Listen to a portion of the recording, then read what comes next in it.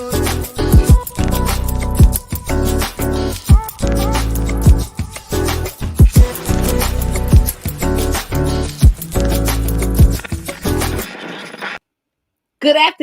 afternoon, everybody, and welcome to Building the Black Educator Pipeline Podcast.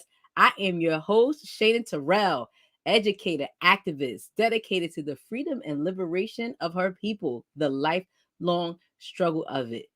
Thank you to everyone who comes back week after week to support us and watch us. Shout out to our new co-conspirators out there coming to join our space today. We welcome you. I also want to highlight at the center, we are still pushing our We Need Black Teachers national campaign. You can find out more about it at www.we-need-black-teachers.org. Also, listen up, y'all. Next week is our Black Belt Educators Convening. If you haven't got your ticket, if you haven't signed up, make sure you are signed up and you are registered. It's going to be some dope folks there. Okay, so make sure you register for that. And shout out to our high school folks who we are targeting with our We Need Black Teachers campaign. Coming up November 22nd will be our virtual national Mbangi led by yours truly, and me too, and Dr. Carr, who's with us today, of course, because it's the last Thursday of the month, but he will also be leading our virtual Mbangi. But let's hop in. So the theme of today's show is finding balance while building the Black Educator Pipeline. And today we'll be talking about education in the new world, from segregation to integration to liberation. So this is going to be a fire conversation, an interesting conversation. Let's just have many thoughts on it. And our guy, Dr. Carr, is here to spread his wealth of knowledge and passion as well on the topic. So please, of course, not about to read his bio because we already know what my man is out in these streets doing. But welcome to the show, Dr. Carr. They got you on mute. There you go. Oh, you got it. Hello, Hello, my beloved sister and fellow educator, Sister Shana. It's so good to see you. How are you doing? I'm doing good, Doc. I'm doing real good.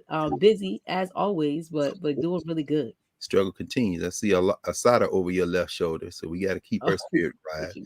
Even as we saw what happened in Philly earlier this week, Russell Maroon Schultz got compassionate release. He did get free all political prisoners, and this is what the white supremacist prison industrial complex does.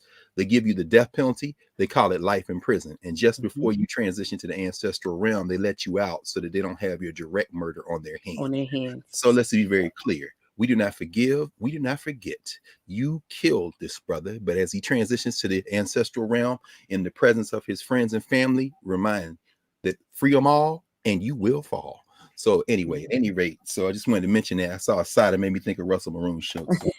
Yes. And shout out to him, his family, and of course, shout out to Brother Sharif. That's his folk. So to our dear brother, yes, Baba Sharif, no question. Yes, definitely shout out. Yes. But Dr. Carr, welcome today. I feel like today we got a really important topic at hand, especially in talking about the state of our nation and the state of education. And you mean really the Black nation? Say it again. You mean the Black nation? Definitely, we always talk about the Black nation. Somebody who's listening who might confuse the social structure, who Black people are to other people, with the governance structure, who we are to each other, because there is no our nation when it comes to America. There is no we. Agreed. I'm sorry that these ancestors whispered into your ear and sent you this message to say this would be the topic, but we're going to put this on our and while we're talking about ancestors, we are not our ancestors' wildest dreams. Ask them. Facts. I mean, that's true. And I would love to get into that some more. So, of course, we're going to get into it. We're going to let the ancestors speak today. Yeah. I'm my ancestor's wildest dream. Did you ask your ancestor what her wildest dream? No, you didn't, did you? Yeah. Stop looking in the mirror. Go ask your ancestors what their wildest dreams were. I don't think I was going to say, some of them are still alive for you too. Like, right? Like, they're not all dead. How about that? Who are in that struggle are still here. Yeah. It was really their dream for you to be the only nigger on the job. That was their wildest dream. Their wildest dream. You should be ashamed of yourself and burn all those damn t-shirts. Let's continue, please. Yes. But you actually said two things pivotal to really spark this off for me today. So when you like, well, what nation are we talking about? We talk about the Black nation. I sure am. And the reason why I'm talking about today's topic, education in the new world, integration, segregation to liberation, is because I think a lot of times in these spaces, we do talk about the responsibility of whiteness in determining what our direction should be, what our path should be, what barriers are created for us. And I'm not saying that none of those things are real. Systemic racism is very real. I mean, it's Absolutely. supposed to be real. That's how they set it up. It was set up like Absolutely. this before we even got here. Absolutely. We're having Um, our conversation in English. That's the first evidence of systemic racism. But yes, that's exactly. right. It's invisible often, and we never think about the context in our struggle. We wage our struggle. So you're right. And even when you say that it's invisible, and we don't like rationalize the context of a world that we are trying to basically integrate into, that wasn't necessarily set Well, up for we're us. trying to change the world. Yep. The notion that we were trying to integrate it comes from a very specific set of historical circumstances. And as we have moved forward, that is a complete and utter misrepresentation of what our ancestors were trying to do. And it's a very Agreed. deliberate in interpretation and a mischaracterization, because it's being mounted by those who want to keep us in this oppressive system, and that 3 or 4 handful of Negroes who somehow have carved out a little space to operate as being race translators to that system, ostensibly on behalf of the rest of us, who remain in impression while they make a nice little penny in profit writing about how we remain in profession. One of my ejectors used to call it death watch studies. They're very eloquent in talking about the plight of Black people from their ivy-covered halls. But not anymore. Today, we're going to have a different conversation. Our ancestors require it of us. And you, by the way, you academics writing about Black oppression from these coveted white spaces, you are not your ancestors' wildest dreams. They're not. Mm-mm. So one of the Not even questions close. as I was talking about this topic, right, was, or Yes, ma'am. thinking about this topic was there ever an era in American history, right? Because we know, especially from you, Baba, who again, oral translation, tradition, and keeping of our history, we know our history started way before America. Yes. The birth of slavery. We started way before that. That's right. But was there ever a time in American history when you feel like Black education was actually thriving? Absolutely. It's never stopped thriving. And it depends on how we define Black education. Mm-hmm. If we define it as the transmission of wisdom, the transmission of knowledge, the transmission of values from generation to generation, we've always figured out a way to do that. We were doing that in captivity. We were doing that on the boats. We were doing that in the holding cells and in the sail pens. And we always figured out a way to do that. Now, would we necessarily characterize that as Black education? I think we have to, because that's the foundation and the source of all of the aspirations of our people. And I saw somebody dropped in, true Afrofuturism would exceed even our wildest dreams. Indeed. And to look for the source of true Afrofuturism, we would have to take the first part of that very seriously, Afro, meaning we have to then tap into how our ancestors thought about the universe. So when you look at the ancient Egyptian concept, for example, of the universe as a constant cycle coming out of a seamless whole, then you understand that the wildest dreams of the most radical Afrofuturists would be something the Egyptians would sit back and say, oh, that's interesting. Keep going. Keep going. You may eventually get to where we were.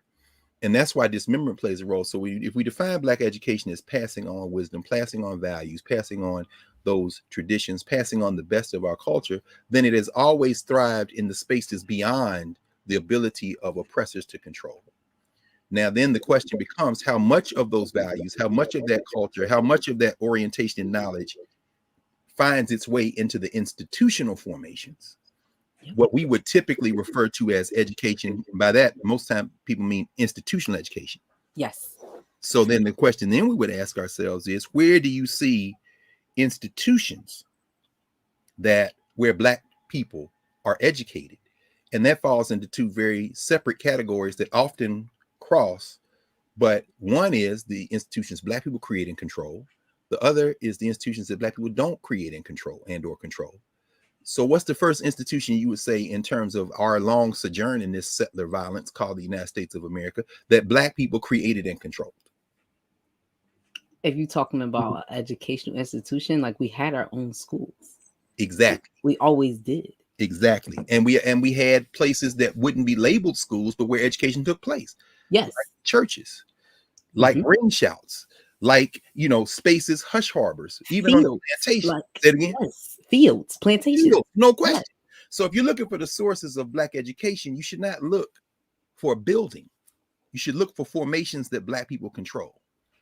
And so whether it be, and I just give you a quick example as a footnote, when we say, oh, black people fought in the Civil War, they fought for the Union. Yeah, most of them ran away and figured out ways to crater the economy from within the Confederate economy. But even those who took on the military uniform of the United States colored troops, you look in a place like South Carolina, the so-called Gospel Army, the South Carolina 1st Regiment, every night they would do the ring shout and engage in their cultural ritual. And the white observers were like, what are they doing? He said, they have brought their values, their education, their system, their way of knowing into that military uniform. So yes, that white soldier and that black soldier both have on the military, but the historians will read it as black people fought their way into the military and they served honorably. Hold on. But the Gospel Army brought their education from the fields into that uniform. And every night, if you listen to them, that's not European, that's not American, that's not Western.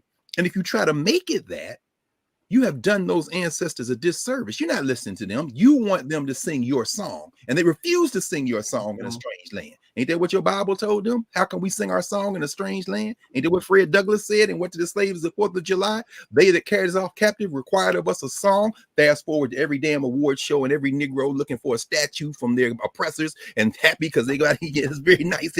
How can we sing our song in a strange land? Those soldiers in the Gospel Army did the ring shout.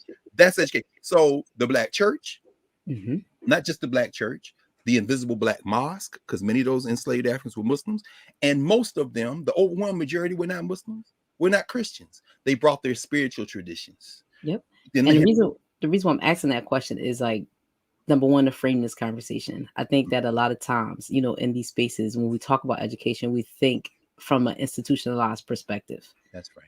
And I think that we have to develop a deeper understanding of us as Black folks. And we call it, we talked about this, we call it survival, but we're doing more than surviving. We're being who we are. That's right.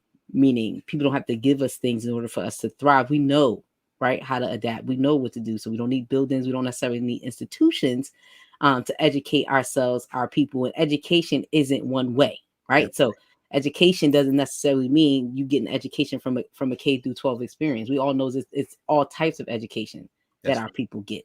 So I asked that question to be able to frame this conversation for our audience of when we're speaking about education or responsibility to our nation and our people, we have to get out of this very narrow-minded thinking that we've been conditioned to think of education as an institution or a building. That's right. That's right. And don't start. So as you said, I mean, get beyond the institution. But since there's going to be bricks and mortar given out, we want it too. And that leads us to, you have a frame for this that I'm going to follow. I'm going to answer questions as you pose them. But I do want to mention in that first question you raised in terms of was there ever area when we were thriving? The answer to that is yes. And it came from what we brought with us, which is why finally I remember, many years in school district Philadelphia arguing about this and then just deciding, why am I arguing with y'all? We got some allies. Let's go build something. And of course, we did Philadelphia Freedom Schools, and we continue to have it. And we're going to talk about the book we're reading for the year round in Bongi. If you're a teenager out there, we want you to join us next month. But I said, let me give you a very simple example to people doing curriculum. I said, there's a book called From Slavery to Freedom. Oh, that's an excellent book. I said, the first place you got to start arguing with is the title. Instead, I would scrub that title, and here's the title for you: From Freedom. ... Because what? Yeah, we didn't start with slave. If you start your history with slave, but they came here as enslaved. Okay, we're not going to quibble over whether they were indentured service. We're talking about a concept. Carter G. Woodson talking about his father and his grandfather in an article he wrote in 1944, the Negro History Bulletin, My Recollection of Veterans of the Civil War, never refers to his father as a slave. He says, my father was a bondsman, meaning what? He was in bondage.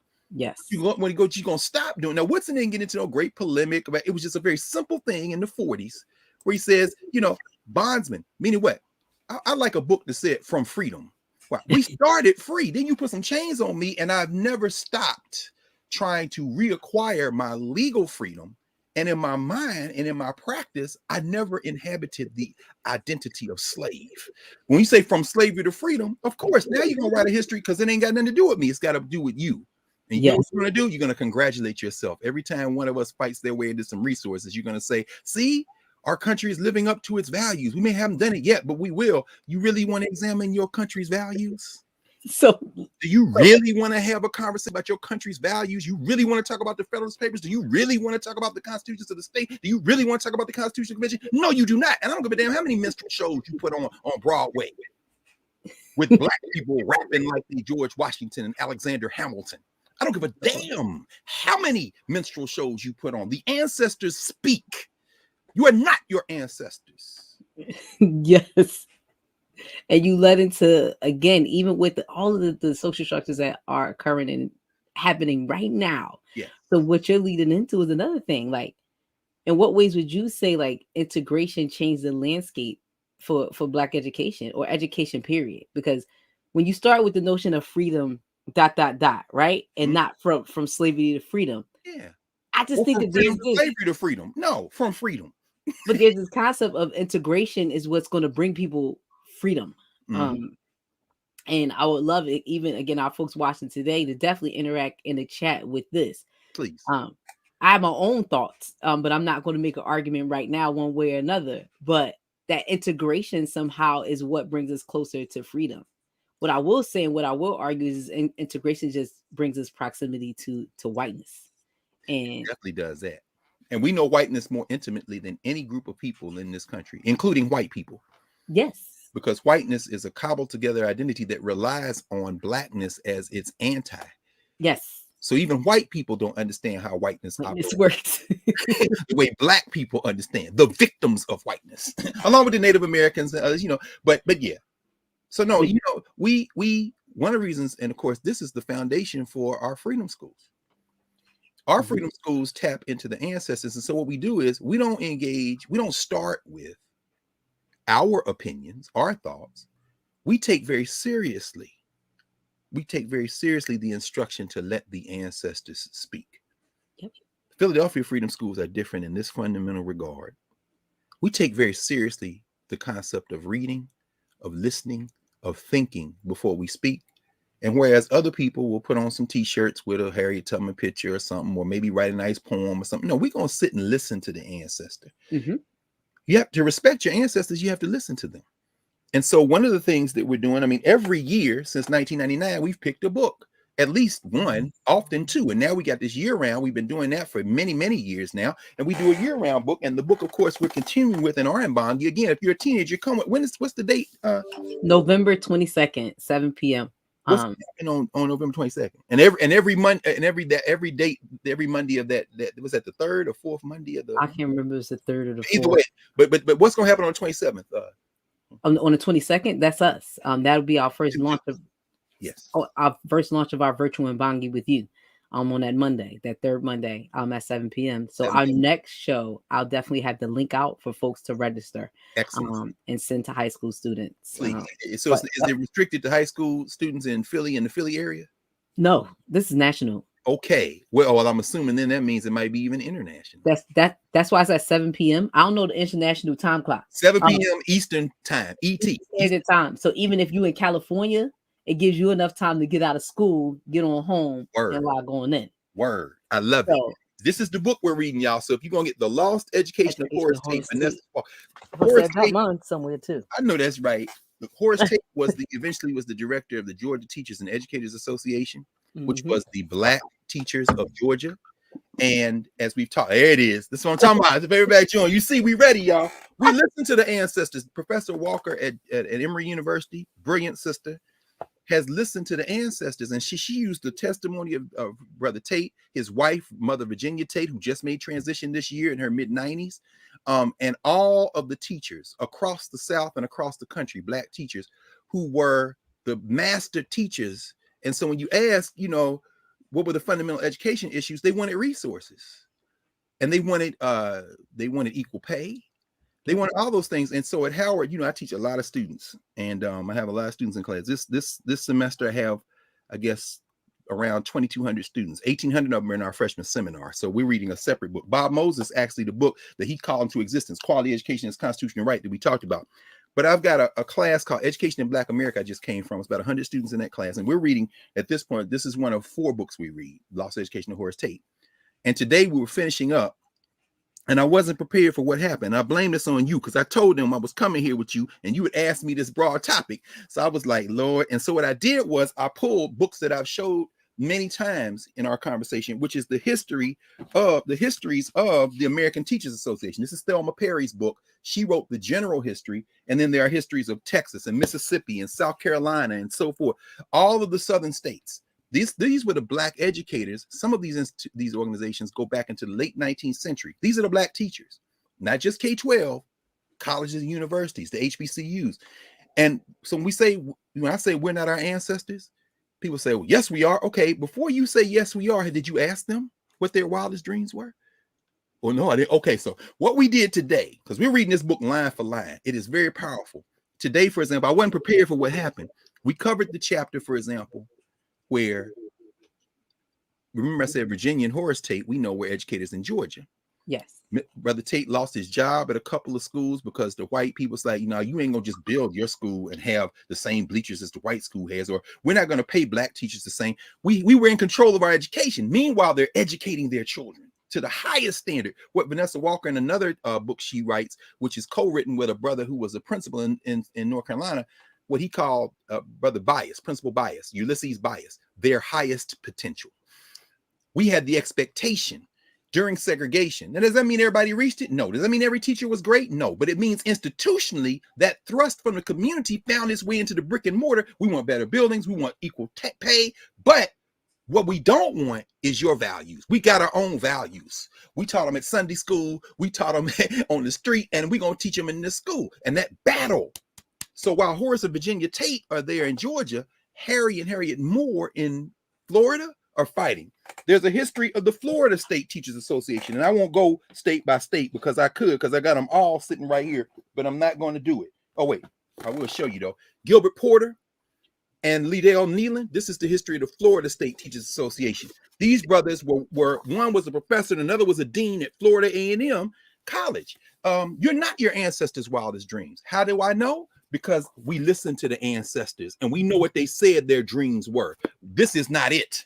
In terms of the schools are more segregated now than they were during this period. And guess what disappeared? The teachers that when integration came, they fired those Black women and men. The principals who they turned into assistant principals or put in the classroom. The teachers who they said you could be a janitor or something in here, or you can just get the hell out. The people they fought. And then finally the national got a smoke for the National Education Association, NEA. The NEA merged with the ATA.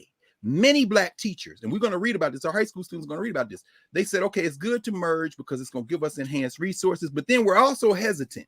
Why? Because the NEA had a bunch of racists in the South who were in the state branches of the NEA, like the GEA, the Georgia Education Association, who were against the Black teachers. And now they're going to use the national organization to squeeze these teachers. And so what you see Horace Tate and them is like, we're going to join, but we got to be real careful about what integration looks like. Because remember, we're not here for white values.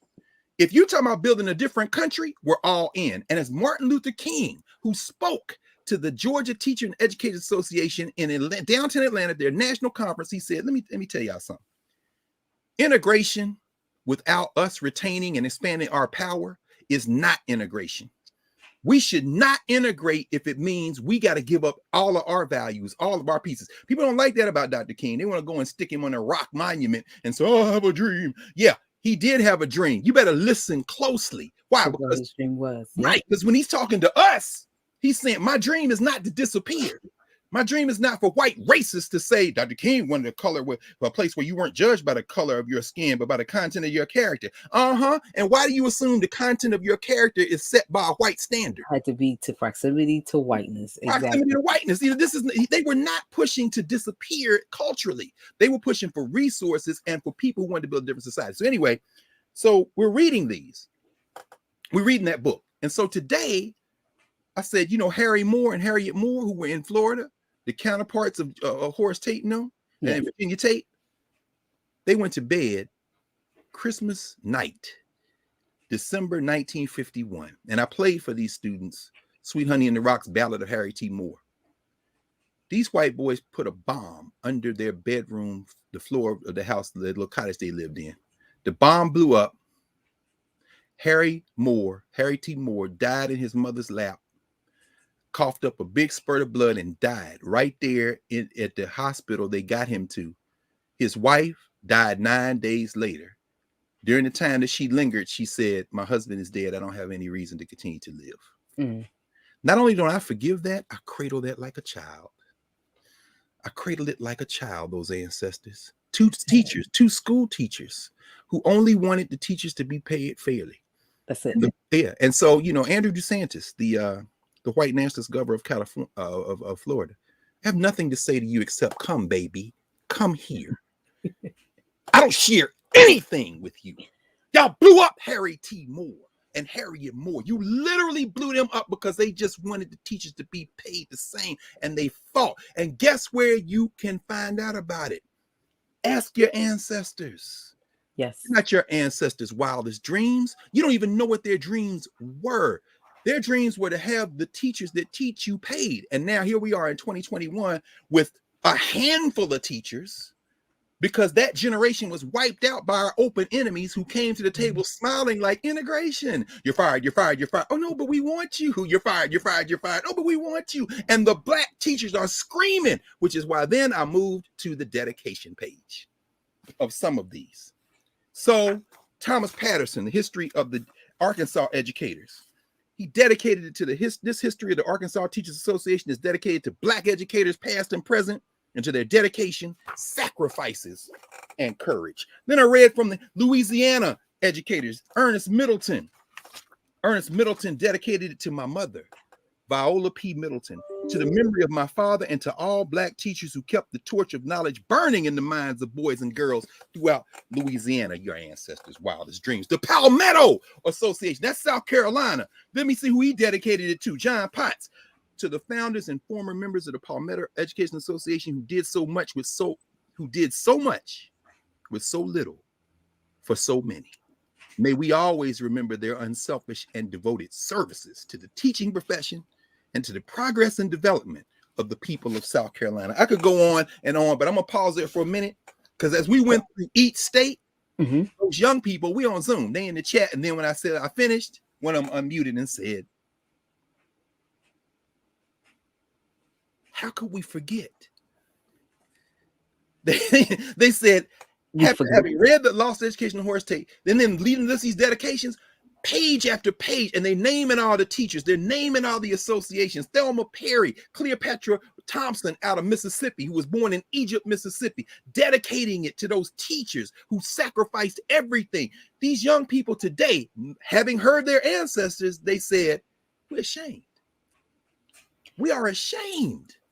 Why are we not sacrificing?" And I'm talking about students, some of whom are in a building right now on the campus of Howard University. Blackburn takeover. They've taken over the student center because some of them are living in dorms that have had mold. Many of them, they don't have reliable wireless. Many of them are housing insecure because the housing prices in DC are through the roof. And while the freshmen got rooms and some of the sophomores, many junior seniors were driven off campus. Meanwhile, the administration of Howard University, who love black people, I don't question anybody's loyalty, but they think, well, they got a better plan. And so they've decided we're not negotiating with y'all. You got to get out of that building. And then they're saying, well, this isn't in the tradition of Howard protests. Oh man, go ask tradition. I don't know how you name a tradition of a protest. Well, you do it by being arrogant enough to think I don't have to listen to the ancestors. And my thing is, go with God, baby.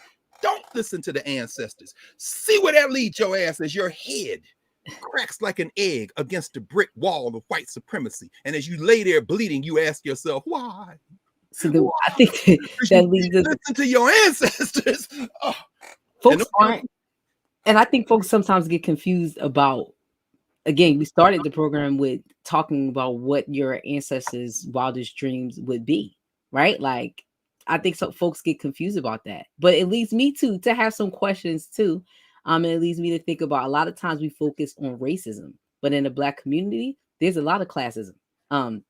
And I think that a major part of the dynamics that happen within the Black community have to do with the rich, the poor still, right? I mean, nobody's going to be as rich as the richest white man, but the Black bourgeois, that's right, as we can refer to them as. That's and my question there sometimes leading, what is their responsibility to the community?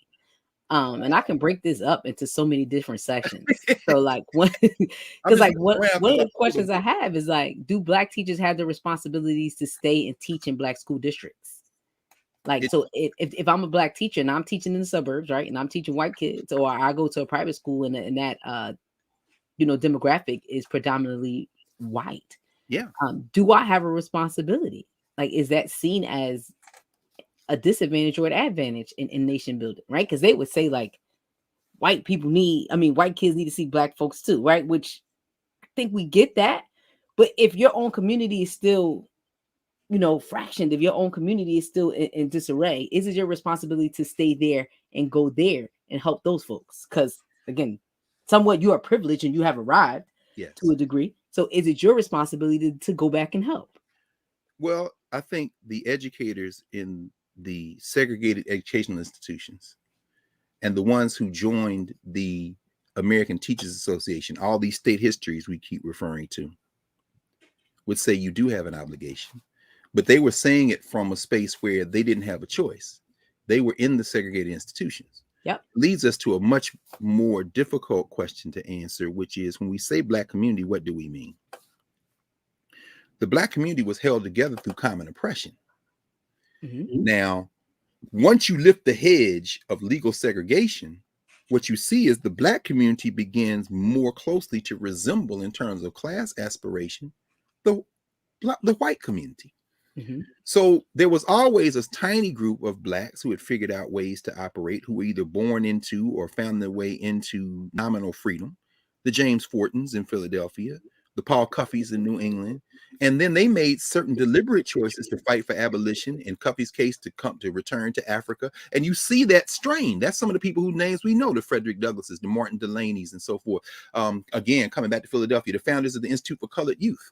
I encourage people to get a book by my friend and brother Jelani Favors, who's at North Carolina A&T, and I'm repping A&T today, who wrote a book called Shelter in the Time of Storm, the history of HBCUs. And he says, when you look at 1837, you have at the Institute for Colored Youth, which becomes Cheyney University, you've got a Black faculty. Octavius Catto. I mean, you're looking at Black people. So they are with us because they say, I am best prepared. I've studied and I'm here to help us advance. Now, here we are in 2021. You got a different set of circumstances.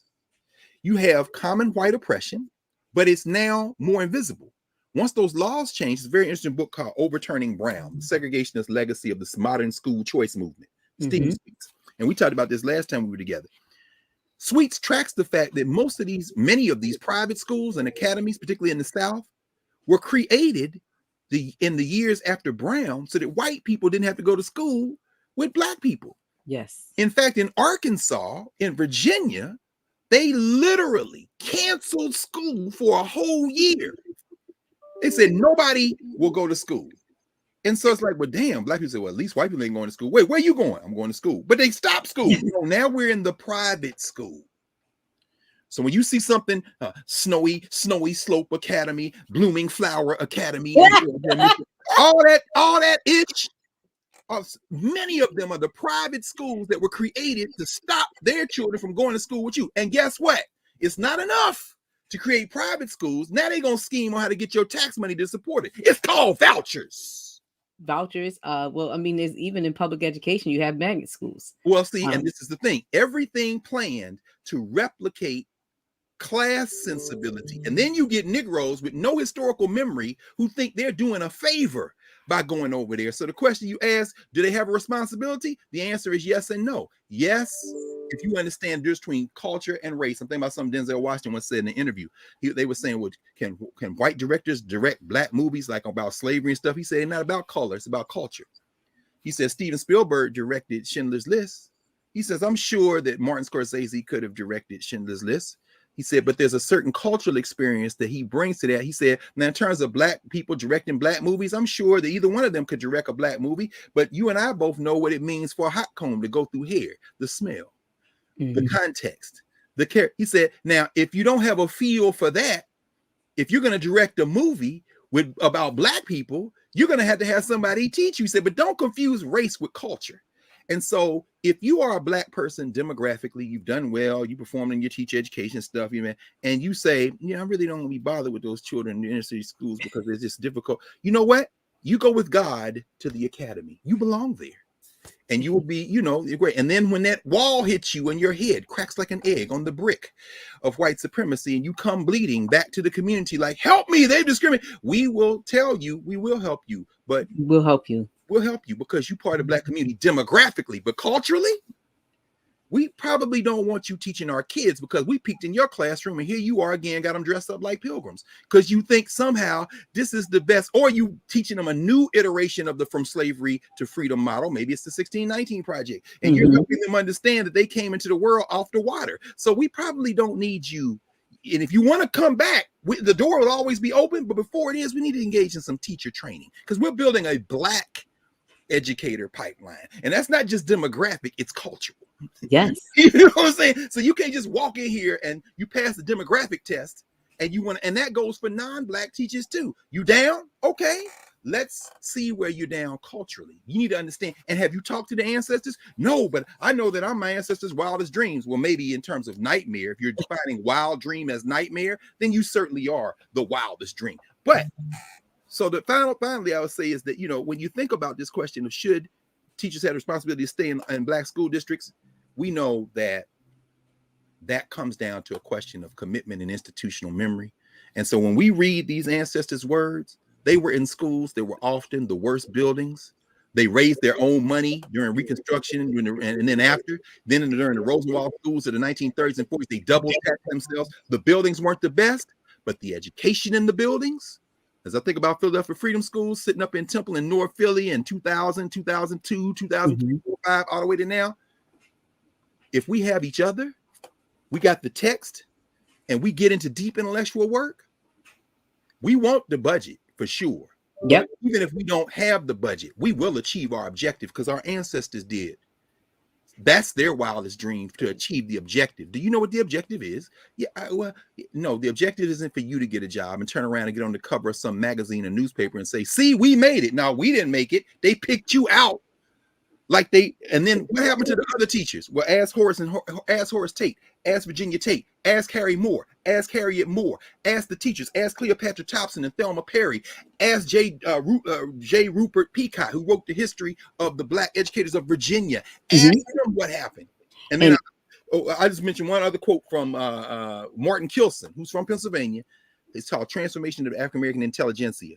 He said there was a Pew survey in 2007. 37% of African Americans agree with the idea that Blacks today can no longer be thought of as a single race because the Black community today is so diverse. Then he says a majority of 53% disagrees. This is 2007, say, no, we have to be together because we have so much in common. But then they say a majority of African Americans say that the values of the poor and middle class Blacks have grown more dissimilar over the past decade. That's because the Black middle class and upper class, so to speak, their values have begun to look more and more like the white middle and upper class. And for the context of this conversation, real quick, can you define what the Black bourgeois is? Well, the Black bourgeois, and to use a very simple definition, and again, we were talking about E. Franklin Frazier's book, Black Bourgeoisie, a couple of last month. I think the 1957 book that he wrote. The idea is, and this comes out of Marx and Engels, Karl Marx, you know, Engels. The idea is that human societies are organized, modern societies are organized classes. You got a lower class, you got a working class. They're providing the labor that animates the economic system we're in. Below them, you got people who may not be employed. That's the reserve pool of labor. You keep them around so you can keep that working class working for small value. Because again, the idea is to create a surplus value of labor. You want people's labor to create value for you. Above them are the people who own the means of production, who own the structures that these people are laboring in. It could be enslaved, it could be debt peonage, it could be wages, but that's why organized labor is such a threat. When you organize labor, you're challenging that manager class because their job is to squeeze profit. If they paying you X number of dollars an hour at Walmart, they're making a ton of money just sitting at their house with the investments and the profits that are coming in. So above them, you have the true bourgeois, which is the people who are at the very top, they're the owners. They're the hundreds of billionaires that have been created over the last year during this George Floyd, Breonna Taylor moment of racial reckoning. They've gotten richer. Jeff Bezos, you name it, Mark Zuckerberg, all these people, they just getting rich, reaping the profits off the labor. But between them and the bourgeois, who are the manager class for those people, who are also getting some profits, but their dream is to get stock, their dream is to invest, their dream, but they make pretty good salaries managing everybody else. There's a little sliver called the petty bourgeoisie. These are the Negroes who are really kind of working class, but as E. Franklin Frazier says, in terms of black petty bourgeois, these are the Negroes who get $5 and spend $2 of it leasing a SUV. These are the people who go underwater on their mortgage because they done bought more house than they can afford.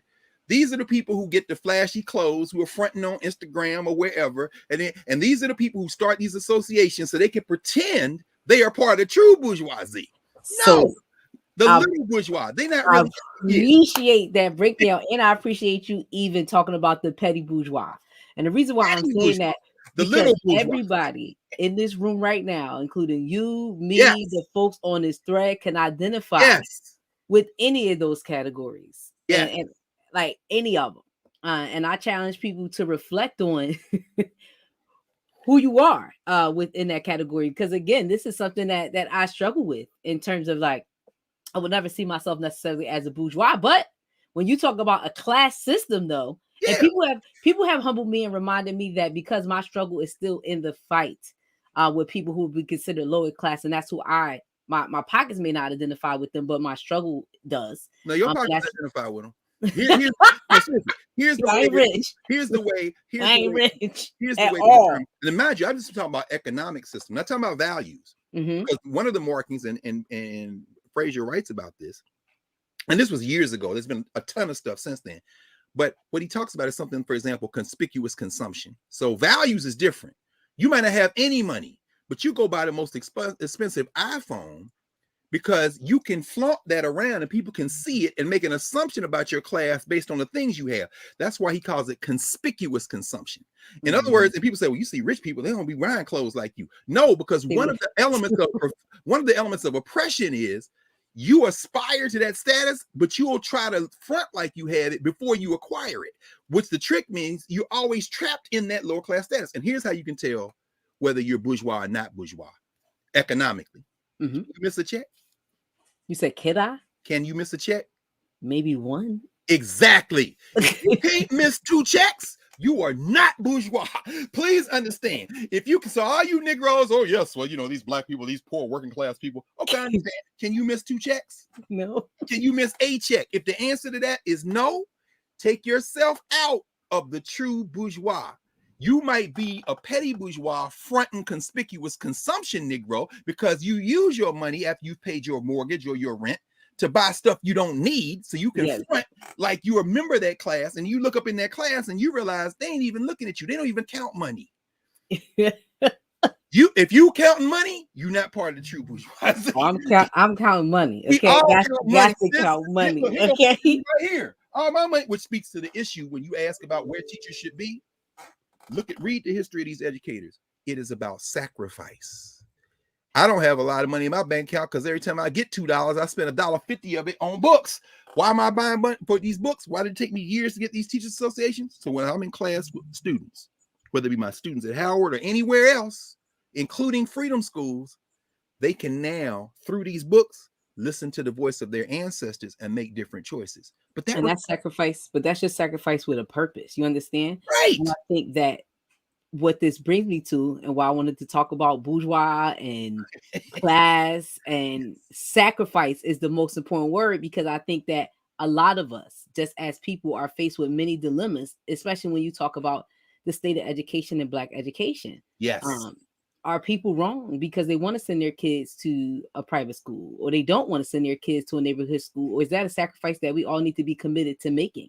That with our level of education, our level sometimes of dedication, or just knowing, and those of us who do know what our ancestors want, is it our responsibility that when we have children, to keep our children in the local schools or the schools that are predominantly Black, even though those may not be seen as the most popular? Or, there's always been this argument for years of like, you know, people go get educated, then they move out the hood, right? Like that's the goal. Like we got to move out the hood.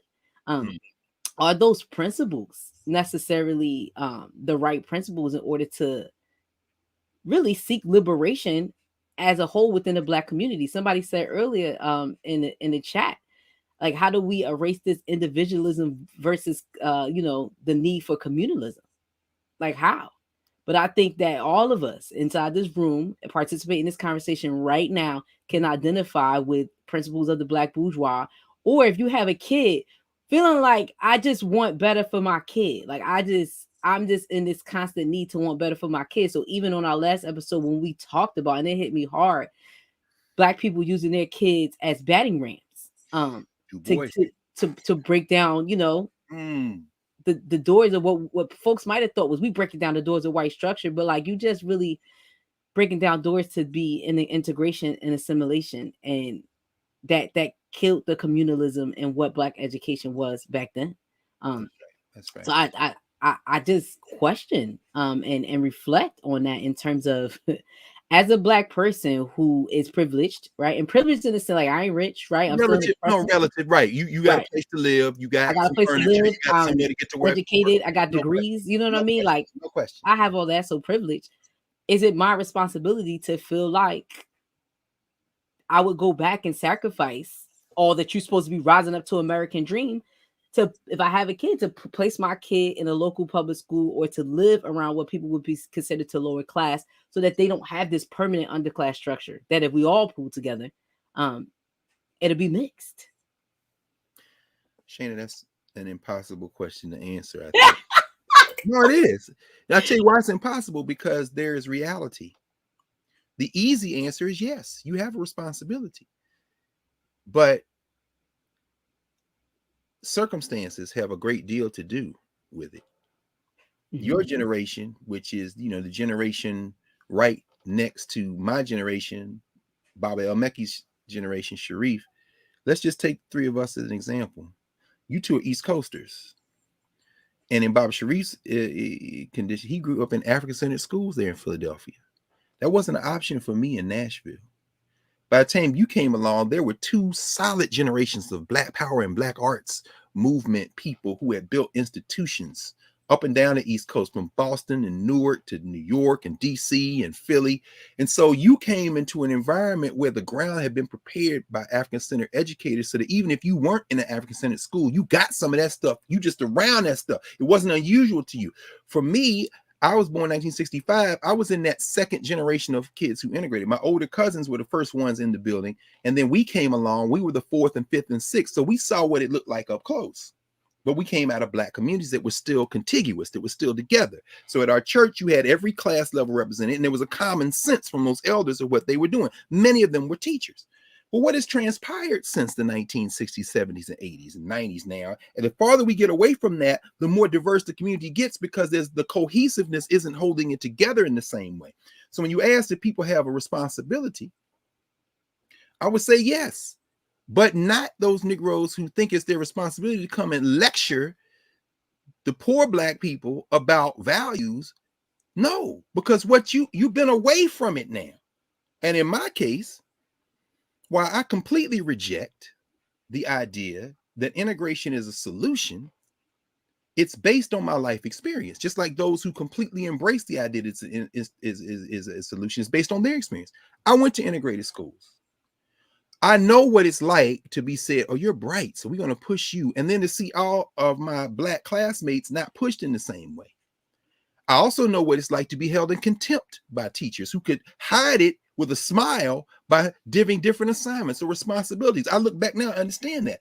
I also understand that as an educator, I was going to be a lawyer. Why? Because we're going to smash these institutions for what they've done. And it took me going to law school and going through the training and then clerking at places like NAACP Legal Defense Fund to understand how integration works and how that's not really what they mean is a complete whole society. This is a strategy for undermining Black institutions and maintaining control over Black people.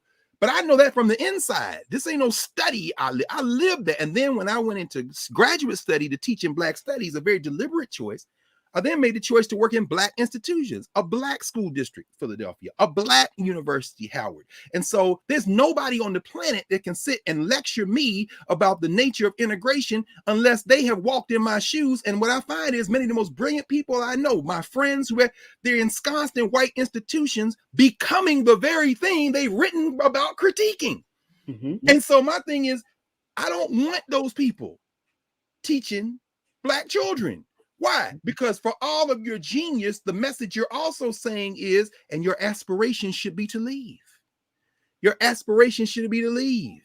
Don't go to the HBCU, or if you go to HBCU undergrad, make sure you go to a good graduate school. You know, you don't even know you're reinforcing this thing that is killing our people. Meanwhile, while all that little petty bourgeois talk is going that we're all involved in, the people keep dying. The people keep dying. I'm thinking about the last poets. While y'all doing all that arguing, the people are dying. The people are dying. And this goes for the African-centered people too. Think about their poem, Two Little Boys. Have you seen the little boy stuffing his face late at night, hopped up on drugs, out there confronting these people? And meanwhile, you parading around in the robes of your ancestors. And while you're parading around in the robes of your ancestors, the people are dying, Breonna Taylor. The people are dying, George Floyd. Then they come and give you a nickel in guilt money, and you turn around like that's yours. You built your whole program of professional development. And the people are dying. A sister was killed in her street, right? And the people are dying. Like you ain't doing a damn thing. You getting a job for two of y'all and your friends. They call it diversity, equity, and inclusion. And meanwhile, the people are dying. You ain't even using your tools the way these. Do you know who recruited the students who killed Jim Crow in Little Rock with Daisy Bates? Who killed Jim Crow in Virginia? The Black teachers and the Black parents. And this was not their dream. For your ass to be somewhere in the ivy writing about them. That's not their dream at all. And we will fight anybody who come out with the foolishness that somehow that was their dream. That's a lie. It is a lie. It's your ancestors, an open lie. It is an open lie, which is why, again, it's so funny, right? All it was a text, but our minds are on the same accord. No question. Because the ancestors speaking through us. We listen to the ancestors. And if you're out there, we write our own curriculum. Guess who doesn't get to assess what we do? Somebody. I don't give a damn. I want everybody to hear me. I'm talking about everybody. I think some of y'all understand what I'm saying, what I'm about to say. When we wrote Philadelphia Freedom School's curriculum, we started from scratch. We started from classical Africa, came through medieval Africa, put a whole framework relied on by teachers and scholars and teachers who came together. Guess who doesn't get to assess its importance? Somebody who don't know a damn thing about it.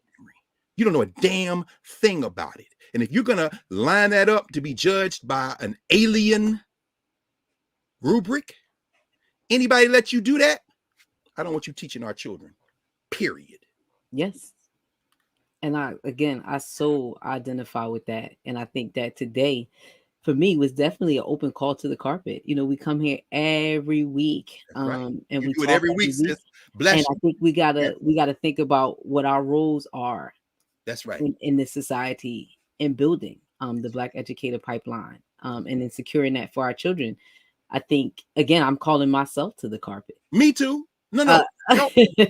We're talking to each other and everybody. No, as some of my friends say, everybody can get it. Everybody, including me. Including me. Right. That's right. Every day. I'm so glad you said that. Yeah, because I think it's important to. I think a lot of people talk at people, and again, we make our own. We talk about people in ivory towers, but there's certain subjects where we build our own ivory towers for, where we talk down to people, or don't feel like we have our own social responsibility in this. But thank you.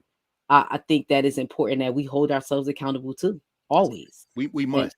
And that's why I wanted to bring up the bourgeois, because I think some of us have to see ourselves wrapped up in that topic, in that conversation. And what is our responsibility to, like, what are we going to do? What are we going to do to change it? One of the most important things I thought about too is, like, a lot of us are sitting here with kids, young people who could be out in these streets sacrificing, who could be out in these streets teaching. And I think we have a responsibility to continue to build that up. But I think there's always this constant conflict of, like, that somebody else's kid could do that. I'm gonna inspire somebody else's kid while I let my kid go and be a doctor, a lawyer, or whatever. Or because I'm privileged, allow my kid to have the freedom to choose what they want to choose. But y'all poor Black people, I need y'all kids, you know what I mean? Y'all ain't got no other choices. I need Right. y'all kids to come on Right. and be in this fight. And I think Sacrifice your land. That's right. And it's nothing wrong. We need doctors, lawyers. We need all that. But are you going to do it for the people? and do you see yourself and your family as a part of that struggle? Oh, you'll And I, see as soon as you hit that brick wall and your head cracked like an egg. That's when you see. Oh, we need y'all. Oh, now you come running over here. And this is no shade. This is no shade to anyone who is involved in race work. But that means you must be excellent. This is not charity work. I'm so glad you said what you said. We have to always police ourselves. You don't talk down to the people. The people are the source of our inspiration and our instruction. Always. That's why this is one of the things I love about us with Freedom Schools. From the beginning, the very first day of Freedom Schools, we refused to base who got in our program on test scores and grade point averages. Yep. Hell no. No. We know we base it on initially teacher recommendations. Some of the best Freedom School students we ever had is because somebody in a school, a teacher said, you know what? Her grades aren't great and she be arguing a lot, but I love her spirit. She needs something like this. And that's who turns into the great leaders we have. That's how we got Nadir Suleiman. That's how we got Kevin White. That's how we got Asha Ray. I mean, that's how we got, in other words, I think about Stephanie Tisdale, who was at Central. We got the great grades, we got the no grades, we got the and everybody in the same. We also got the Isaiah Thomases, the Marvin Duttons. Come on, Mark, no question. And here's the beautiful thing about it: when you put everybody in the room, as they begin to critique the system, they begin to critique themselves. The key to education is, what am I going to do? It is magic. And this is the magic those Black teachers understood during segregation. And that is one of the things we paid for. That's why Vanessa Walker calls it the lost education of Horace Tate. What we're missing is we didn't have the facilities. We needed the resources. The teachers weren't being paid the same. We fought for all that. But what we lost, what Dr. King told us we was going to mess around and lose if we weren't careful, was the cultural thing that had a 16-year-old Martin Luther King graduate from high school, and Benjamin Mays at Morehouse said, come with me, son. Even though you got a C average coming out of high school. But I got you. Your mama said, you need to be in this school. I'm bringing you. And who ends up coming out? Martin Luther King. Yep. And another point to connect all of this is a lot of times we say to Black folks, right? Don't forget who you are and where you come from. And a lot of times people base that on like the neighborhood that they grew up in or the family they came from. And if folks grew up in affluent neighborhoods or were, disconnected from the hood, that's what they kind of like mirror to or look at, like, oh, that's who I am. That's where I came from. But who you are and where you came from is way a much longer reach than that. It is your ancestors. It is ancient Kemet. It is Egypt. It is all those traditions. That's who you are, and that's where you came from. Right. And I think that people need to, again, continue to keep themselves centered in that when people were telling you that. Like that phrase has way more meaning than, oh, don't forget your block. Oh, don't forget your family. Right. Rep your hood. Your hood stretches in time and space. Yes. Your neighborhood, your community begins with the beginning of humanity. And it includes where you came out of your mother's womb and where she came out of her mother's womb. And it includes the recent history, but there's no starting point that begins with oppression. Once you've done that, you are looking at those who oppressed you to determine how you measure your own humanity. And the way to think about that too, is somebody took something from you. Something that you valued, something that was yours, something that you made, something that you worked for, something that you built. In reality, you would be fighting tooth and nail to get that back. Most of us, the majority of us, wouldn't lay down and die. That's why you can't start your history at oppression. They took something from us. We didn't start there. They didn't give us anything. They took something from us. And if they take your child from you as you're struggling to get what you got, and that child never learns about it, your child will look at you and curse you to your face about the very thing you're trying to fight to get back. And that's the function of educate. You have to pass it on through the generation. That's exactly right, Shane. That's exactly right. And we know we can unblock that. We know it from Freedom Schools. You don't have to know it now, but you must want to know it. And then we must have places like this so you can come and we can come get you. Better yet, we're not waiting on you. That's why we're going to have it in Bongi. We're coming to get y'all. Come on over here. Come on here with us. And we have to go and get them. We have to go get them. Joy made a great point. We cannot be what we don't know. That's And we exactly know, right. and we know these young people don't know, because we know that folks have not moved beyond the concept of institutional education. That's right. So we do have to go get our young people so they do know, because That's when right. you know better, you do better. Or better yet, I just said, we have to go to our young people. Young people, Right. yes, Because as we're building the center, and for please, y'all, we sure. got to support the center. We got to have place, but understand that we're not asking you to leave who and where you are. We coming to you. Yes, Now we're gonna have a place too, and we want you to come over here too. But remember, we're all connected. So you ain't got to leave where you are to be part of this, but know that there are, and that's the function of it. That's why I went reading these histories. A lot of these cats taught at black colleges. A lot of them, those are the places we dream of. And these young people at Howard who are fighting right now, they are fighting because they're saying, I came to this place with an expectation. yes. Now it is up to you to help me fulfill the expectation. And if it's not there, it's not because I hate you, it's because I love you. Do you understand? Yes. I came here out of love, and I'm Love. doing this out of love. So anybody thinking that somehow these young people who are protesting the HBCUs around the country, including Howard with the Blackburn takeover, are enemies, you have just shown yourself unfit to fulfill the responsibility, because you're not coming from a place of love. And again, why would you see those young people as enemies? And Why would you see them all they're asking for is what was expected of you. When they right, signed that contract to come to your school, what you were supposed to provide. right? That's it. And And again, it's really they an are, ancestral contract.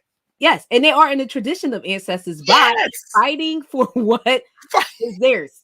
yes, right. That's And they it. shouldn't have to. And there's no neutral place in it. If you Nope. ain't saying nothing, you pick the side. And again, as the folks who are either the petty black bourgeois or the real black bourgeois, you have a Right. responsibility to fill those gaps. Right. We have a responsibility to fill those gaps.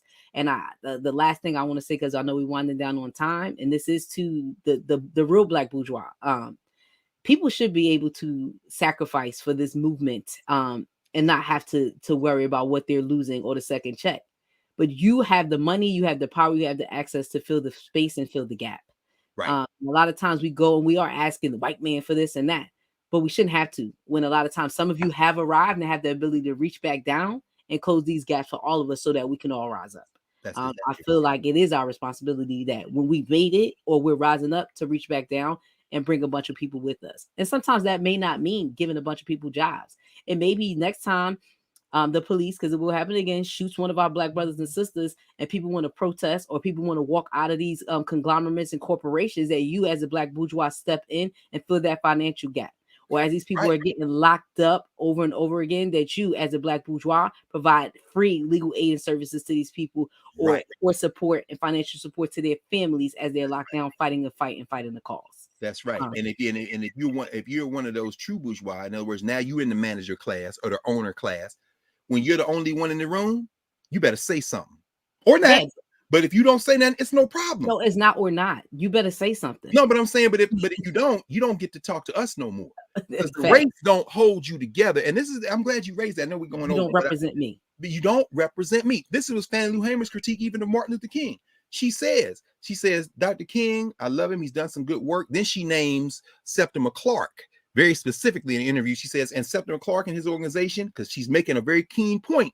This teacher, I love Martin Luther King, but in SCLC, I'm looking at Septima Clark. She's a teacher. And then Fannie Lou Hamer says this, but Dr. King can't speak for me. He's middle class. He hasn't had the life experience I've had. And this is where it gets messy. Oh, Martin Luther King and Fannie Lou Hamer, stop. Don't put them two together. Dr. King committed, in some ways, class suicide. He could have been very comfortable. When he died, he didn't even have life insurance like he should have had. I mean, so he made a sacrifice, but Fannie Lou Hamer felt the lash. Even black hands beat her in that prison. So when she says King can't speak for me, what she's saying is, I want King with me, but when you're talking about my experience, you can't talk to him. So those of you, you're not no sharecropper. You don't know that. And so I want you with me. But this is where you said the black bourgeois, the handful that they are now, and there are black bourgeois now. Many of them, because they were singing and dancing and got paid to do that. We should tell you where the values are. My point is that in that moment, to me, it's not just reaching down, because we're talking about a clapless class system. It's reaching across. It's reaching around. In other words, when we connect to each other, we move together. But the idea they have is, okay, I'm rich, I'm successful, I want to help you be rich and successful. Maybe that shouldn't be the objective. Nope. Maybe the objective should be, let's work together to build a society where rich and successful ain't the measure of your humanity. Of your humanity. Everybody has health care. I mean, this is where the Panthers get, they mess up on the Panthers. Oh, they had free breakfast. They had the liberation schools. Yeah, you know why? Because they were telling people, ma'am, when you come get a sickle cell test, we don't want to provide this. What we're helping you understand is you have a right to health care. Yes. In other words, we're not trying to do this forever. It's survival pending revolution. We want you, once you get used to it, here's the question you should ask yourself. Why in the hell are my tax dollars not going to this free? Why I got to go over to the sister in the Panthers to get stuck with sickle cell? Where's my money? And that's why they shut the Panthers down. It wasn't the guns. It was the idea that they were helping people understand I have a right to an education. That's what freedom schools is. We used to say all the time, we want one day we want to drop freedom from school. Why? Because the school look like what we doing over here. That's right. It's a fundamental right. No question. And we fight for something that's right. You build we live in a society where we can just not take care of people, or it pays for you not to die. You got to pay for this. You got to pay for this. You got to pay not to die. Yes. We built the Black Educator Pipeline to transform the schools for everybody. This was the mission of these Black educators. That was their wildest dream. Yes, okay, to get back what was stolen from them. All right. And guess who gets the benefit? Other people too. Yep. Why y'all so mad? You gonna get the education too? Yeah, but we don't want you to get. We not y'all. You know, you can go for the ride. We not, but you gonna give us back what you stole from us. No question. Okay. You know, no question. Doc, we are overtime. Way over. I don't think anybody's mad about. But listen, I thank everybody as always for coming back at the week to support us and being in the room with Dr. Carr and I. And thank you for the dialogue in the chat. Please like, share, comment. But we will be back next week. Yes. Same time, same place. We might actually be at a different time next week. We will have a special guest next week, so we might be at a different time. Sister Goldie Muhammad will be joining us. Okay. For a show next week. So please, y'all, look out for the flyer and advertisement for that, because we may be at a different time next week. But thank you all for coming to support and watch this week. Thank you, Shana. We'll see y'all next week. Thank you. Yes, of course. Yes. Peace, y'all.